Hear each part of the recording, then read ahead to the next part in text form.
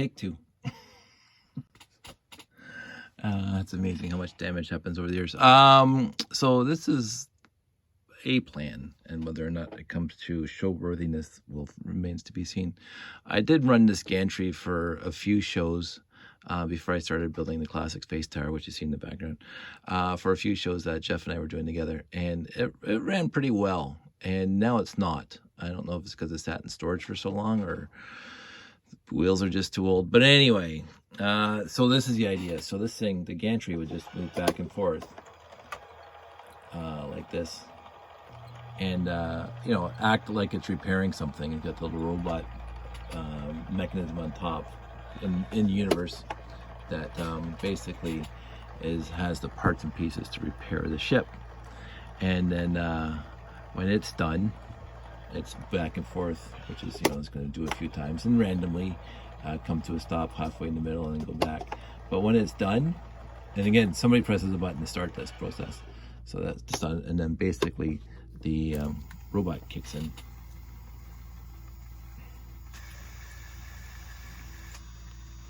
So this is the whole premise, right? So, and of course, that end of the robot will be flashing, and I have to position this thing, you know, properly, so the two robots don't interfere with each other, and yet they look like they're doing something. So it's not a bad process. It adds movement and stuff like that to the layout, which I really like. And the more movement, the better. The happier I am. So this is what I found when I was, and we can let this thing go on for a bit. I don't know if you can see this. So there's lots of plastic dust in there, because of course this thing did run for a bunch of shows. And I also found one of my pins on my wheel itself broken, so that's kind of sad. That's probably because I, you know, put it in the bin forever. So that's two things against me right there. So yeah, and then the robot's done. It's done the scanning, and it goes back to its home base, and then this can come back and forth again. You know, just little stuff like that, just to add movement to the layout. The robotic arm working pretty much flawlessly right now with the program that's in there. The gantry, on the other hand, seems to get stuck a few times, and I think it's probably because of the plastic dust on the wheels or whatever. Here's a quick look. So the gantry has a little magnet there and a little magnet there, which correspond to, we'll take all this stuff off, this is just temporary. This corresponds to this little mechanism that I really quickly rebuilt today, and basically it's just a rack and pinion going back and forth, pulling those magnets back and forth. That's it. And so you would see this thing on top of the magnets, right? And then going back. And it's got some nice stops in there. It's got the clutch gear in there, because that's what you want. You can use the elastics or the belts too. I like the clutch gear. And so this thing would just be pulled back and forth by the magnets on the bottom here, and those magnets there. And this would be on one of the landing pads. Obviously, this would be on one of the landing pads along the front. Possibly the one I'm thinking of is the one that's beside the habitat, because I think it's farther away from the rocket launch pad, which has more movement, and it's close to the habitat, which has no movement, just beautiful light and stuff. So having this thing close to the habitat, I think would add something to that area. And yeah, honestly, it's easier for me to do. So again, I'm being lazy. It's easier for me to spool it up in front of the habitat than it is in front of somewhere else.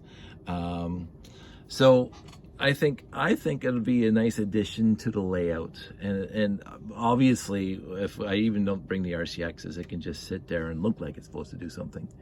The one thing is that the habitat's on this side, and the robotic arm would be on that side. The robotic arm would be closer to the center of the layout. And again, I wish I had a printout of the layout so I could show you, but I don't know where my printout is right now. Oh wait, found it. I should clean up my room sometime. So Here's the layout, here's the habitat. This is the landing pad I'm talking about.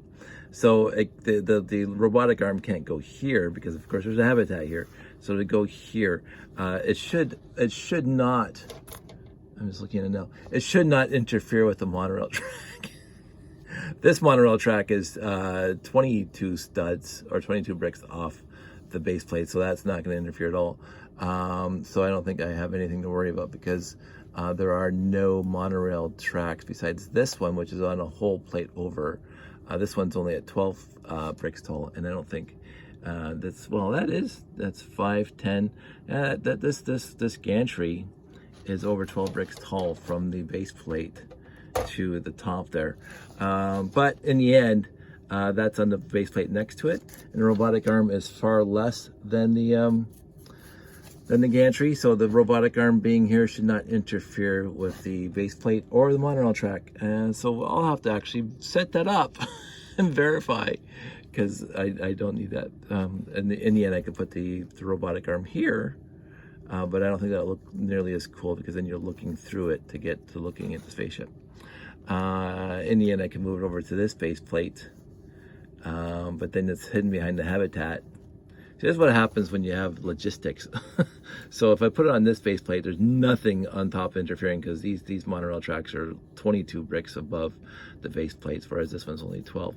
So it will not be, and I can put the robotic arm there and have the gantry going back and forth. That's really cool, except people standing here are looking through the habitat to see that. And then you can see it from this side too, but not as well. Because there's a station here, so if I put it there, it's going to get lost. You won't be able to see it as well. It's here or nothing. Over on this side, it's exactly the same issue because the robotic arm will be here. I don't want to put it in front. I don't want to put it in front. So I will have to figure that out. I don't think the robotic arm goes above 12 bricks. So because the monorail track would be right about there going over top, and I don't think this thing at all goes above that. I mean, that arm comes up pretty much there, but no, that's as high as it gets. So I think I'm good. I'm just gonna quickly mock up. That's 5 bricks, 6. I'm just grabbing some spare bricks I have on my desk right now. 7, 8, 9, 10. This is really hokey, but this is mine. 11 bricks tall, and that is just under 11 bricks tall. So I think I'm good. So this is what I do with my time. I just have fun with this, and I honestly can't wait to add the life lights to this robotic arm, because I think that it's, ooh, see, there could be some interference, so I'll have to again have the ship in the right spot and the gantry in the right spot and the parts and pieces in the right spot. But I like the gantry. I always did. It's a quick and easy build, and it adds movement to the layout. And the robotic arm, not as quick, not as easy, but it adds also another layer of movement to the layout, and I like that. On a completely different parenthetical note, my very good and dear friend Simon, who I adore, gave me as a swap for Unikitty this guy. And Josh was just in here a couple minutes ago, and he says, I know what I can do with Thanos' glove. And so now Simon's robot has the power of the universe.